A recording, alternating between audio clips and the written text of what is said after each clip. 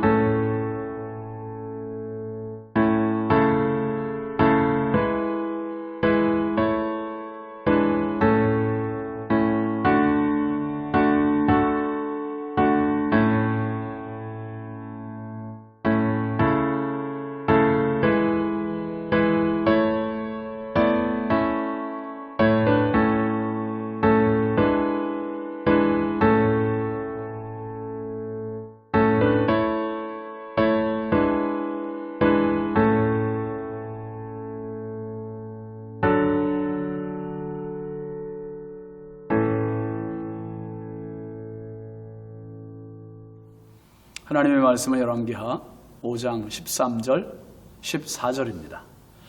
그의 종들이 나와서 말하여 이르되 내 아버지여 선지자가 당신에게 큰 일을 행하라 말하였다면 행하지 아니하였으리이까 하물며 당신에게 이르기를 씻어 깨끗하게 하라 함이리이까 하니 나아만이 이에 내려가서 하나님의 사람의 말대로 요단강에 7번 몸을 잠그니 그의 살이 어린 아이의 살같이 회복되어 깨끗하게 되었더라.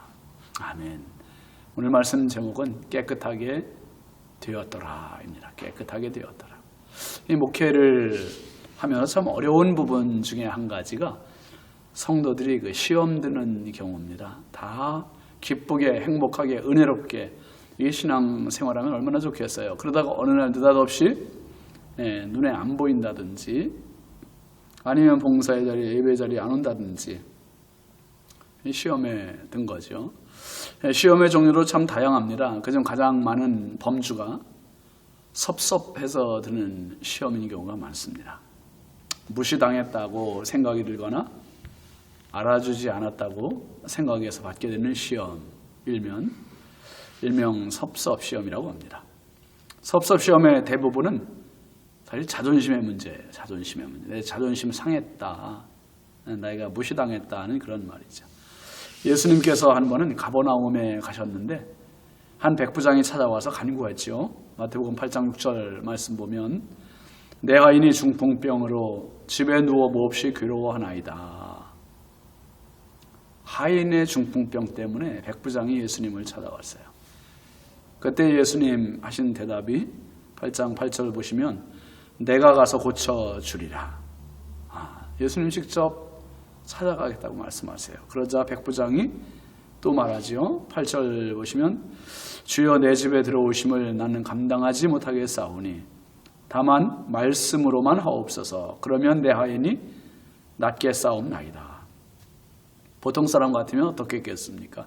예수님 가신다 하시면 얼마나 영광스럽게 생각하고 기뻐했겠습니까?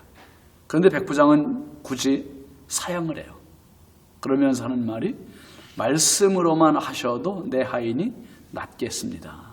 참 놀라운 믿음입니다. 겸손입니다. 겸손은 결국 자기를 비우는 자기 비하입니다. 신앙에서 우리에게 가장 절실히 요구되는 부작용 없는 은혜, 그 바로 겸손입니다. 겸손. 나만 장군에게 지금 왜 분노가 있습니까? 기대가 있기 때문이고요. 자기 신분에 대한 교만 때문입니다. 여러분, 교만과 기대가 있는 곳에 은혜가 머물기 쉽지 않습니다.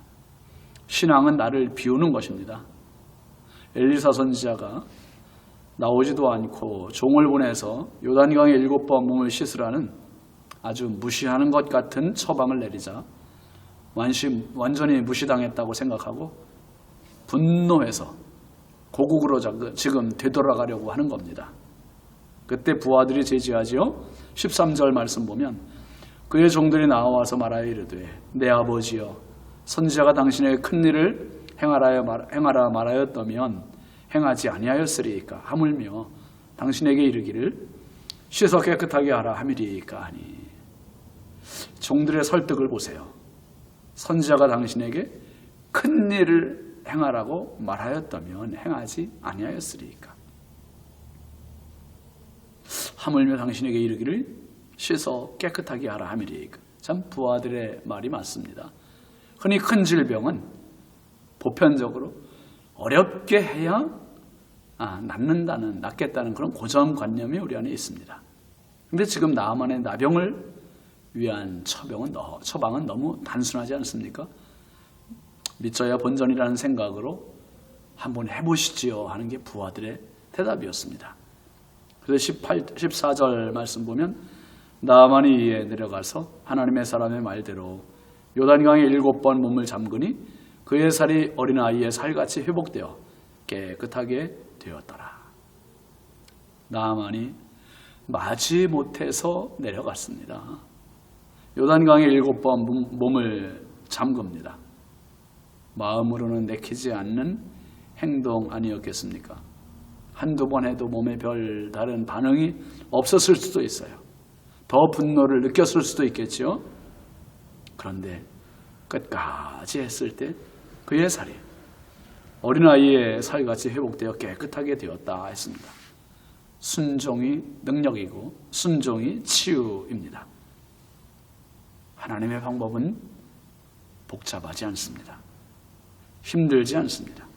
단순합니다. 단지 거기에 요구되는 것 하나는 순종입니다. 순종. 그게 믿음입니다. 믿음으로 순종하는 자에게 하나님의 역사가 나타납니다. 누구나 받을 수 있는 치유. 그러나 누구나 받지 못하는 게 또 치유입니다. 이것이 복음이에요. 어렵고 힘든 것이 구원이라면 여러분 구원의 대상이 몇이나 되겠습니까?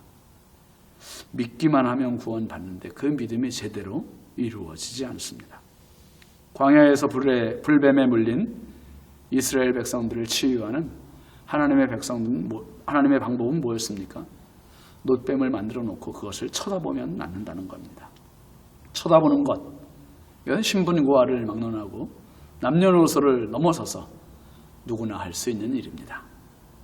이것이 복음이고 이것이 구원이고 이것이 치유입니다. 하나님의 방법으로야 깨끗해 할 수 있습니다. 오늘도 우리가 깨끗하게 하는 은혜, 능력, 하나님의 복음, 십자가 의지하고 오늘도 넉넉히 승리하는 축복의 삶 되시길 주의 이름으로 축원합니다. 기도합시다. 하나님 아버지 감사합니다.